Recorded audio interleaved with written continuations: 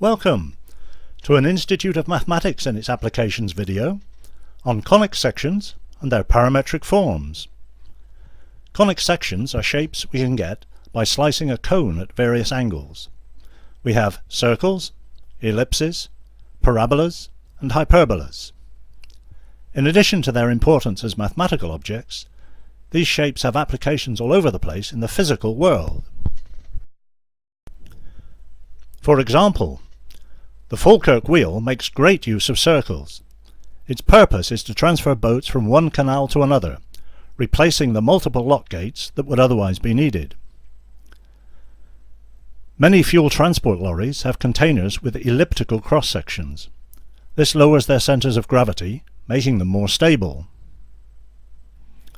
Power station cooling towers have hyperbolic vertical cross-sections. These help increase convective airflow, making for more efficient cooling. Satellite TV receiver dishes have parabolic cross-sections that focus the incoming signals at one point, regardless of where they hit the dish. However, our principal interest here is in the mathematical descriptions of these conic sections. Let's begin with the circle. You're probably familiar with the standard form of the circle equation in rectangular coordinates. X squared plus y squared equals r squared, where r is the radius of the circle. We're going to compare this with another familiar equation from trigonometry: cos squared theta plus sine squared theta equals 1. To make the comparison clearer, we'll divide each term in the circle equation by r squared.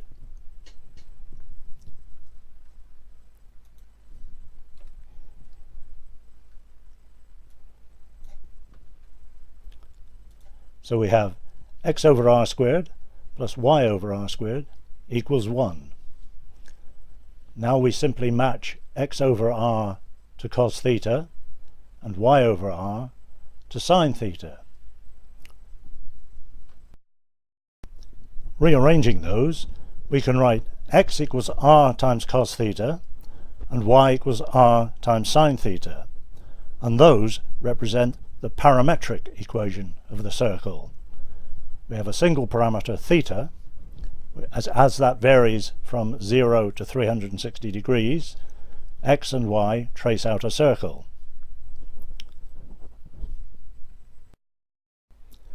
In fact, this circle would be centred on the origin, that is, on the point x equals 0, y equals 0. We can easily centre it on a different point, say x equals h, y equals k, simply by adding h and k as follows.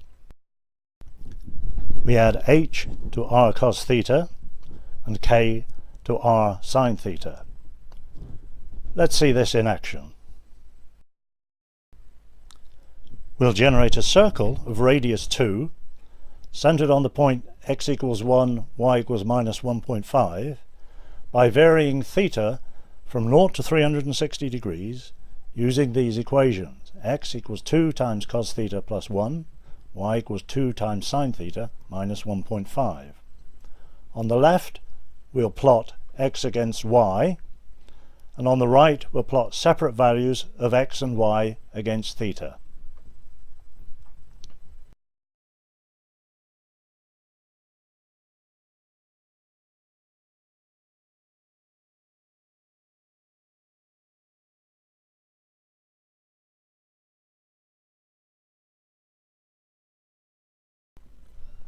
On the right, we see that x and y vary sinusoidally with theta about their mean values h and k, and on the left that they trace out an anti-clockwise circle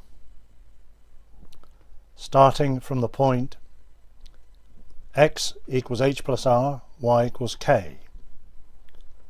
As an aside, had we chosen to identify x over r with sine theta and y over r with cos theta, we would still have generated the circle, but it would have started at the point x equals h, y equals k plus r, and would have been traced in the clockwise direction.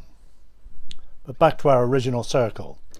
If we choose a specific point, x, y on the circle and draw the radius arm from the center to that point, then the corresponding value of the generating parameter theta is simply given by the angle between the radius arm and the horizontal, of course, as shown here.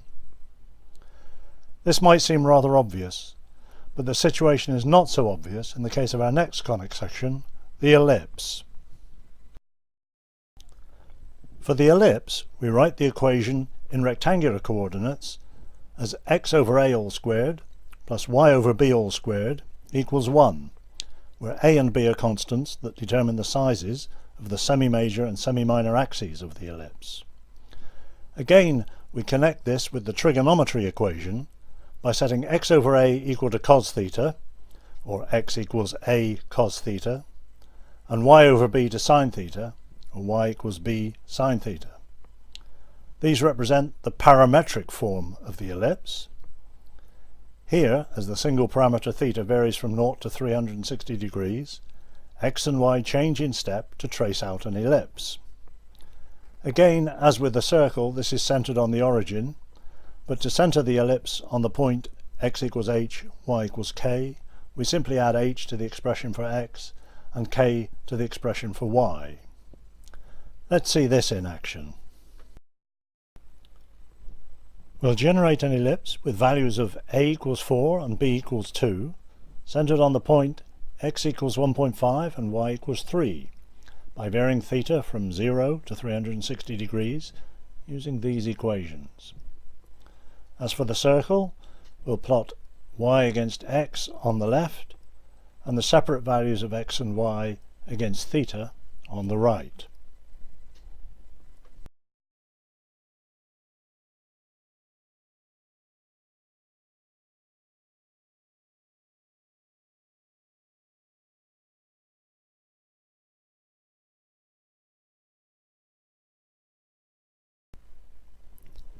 Again, on the right we see x and y varying sinusoidally with theta about their mean values, though this time with different amplitudes, and on the left they trace out an ellipse when plotted against each other.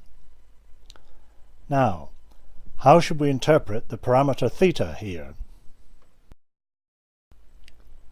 If we connect the center of the ellipse to a specific point xy on the ellipse, we might be tempted to identify the indicated angle alpha with our generating parameter theta.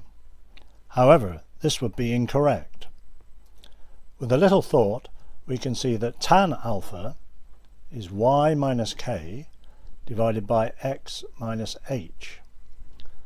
So, tan alpha equals y minus k, which is just b times sine theta, divided by x minus h, which is a times cos theta. Sine theta over cos theta, of course, is just tan theta, so we can write this as b divided by a times tan theta. And clearly, when b and a are different, in general, alpha is not equal to theta.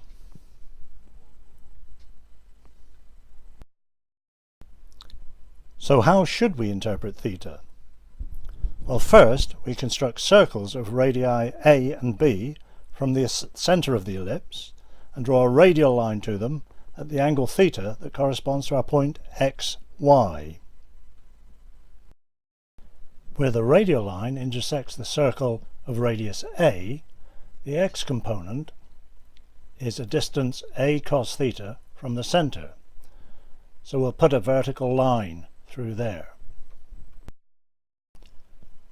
Where the radial line intersects the circle of radius b, the vertical component is a distance b sine theta from the center. So we'll put a horizontal line there.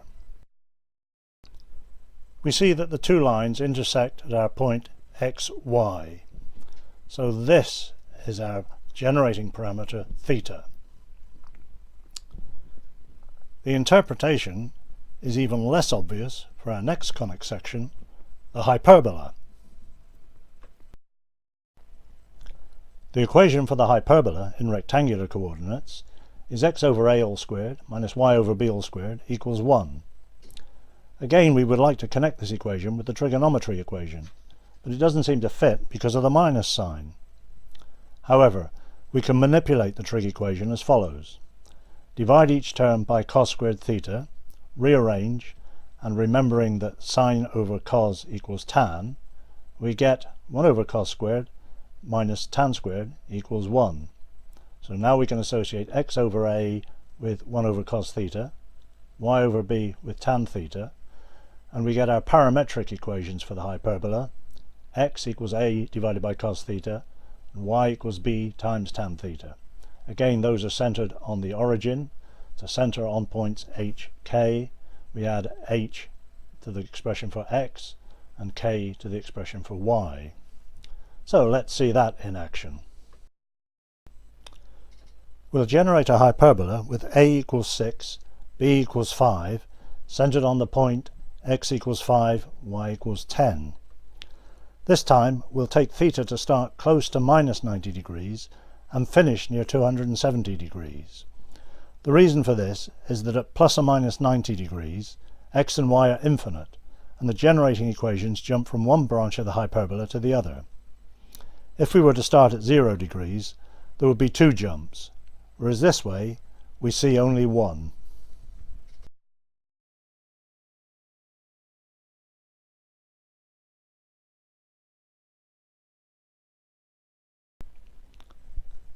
The graphs of the individual values of x and y against theta are quite different from those of the circle and ellipse, as they span the range from minus infinity to plus infinity. The discontinuity at 90 degrees is clear to see. We'll choose a specific point xy on the curve again, but this time we won't even think of looking for theta by drawing a line from the center directly to the point. This is because theta is, once again, related to the generating circles of radius a and b. Look at the circle of radius a, with a radial line at angle theta to the horizontal axis. If we construct a right-angled triangle using the tangent line, then the hypotenuse of that triangle lies along the horizontal axis and is of length a over cos theta. So a vertical line at this position should go through our point. And it does. Similarly, look at the circle of radius b, with a radial line at angle theta. This time we extend the radial line to meet the vertical line constructed from the rightmost point of the circle. We now have a right-angled triangle whose opposite side is of length b tan theta. So a horizontal line at this position should also go through our point. And it does. Yet again, the parameter theta is related to radial lines cutting the generating circles, not direct lines from the center to points on the resulting curves. Our last conic section is the parabola, and this time there isn't a circle in sight. We'll write the equation as 4ay equals x squared, where a is again a sizing parameter. This might look a little odd. Why don't we just combine the 4 and the a into a single constant? We could do so, of course, but the reason for keeping them separate we'll get to shortly. This time we've no trigonometric equation to connect to, so we write the parametric equations directly, using t as our parameter instead of theta, as x equals 2at and y equals at squared. Once again we center this on the point x equals h, y equals k by adding h and k to our equations. We'll set a equals a half and choose the center point hk as x equals 0, y equals minus 1 to get these parametric equations. We'll take the parameter t to vary from minus 4 to plus 4 and watch the corresponding values of x and y and the resulting parabola being generated.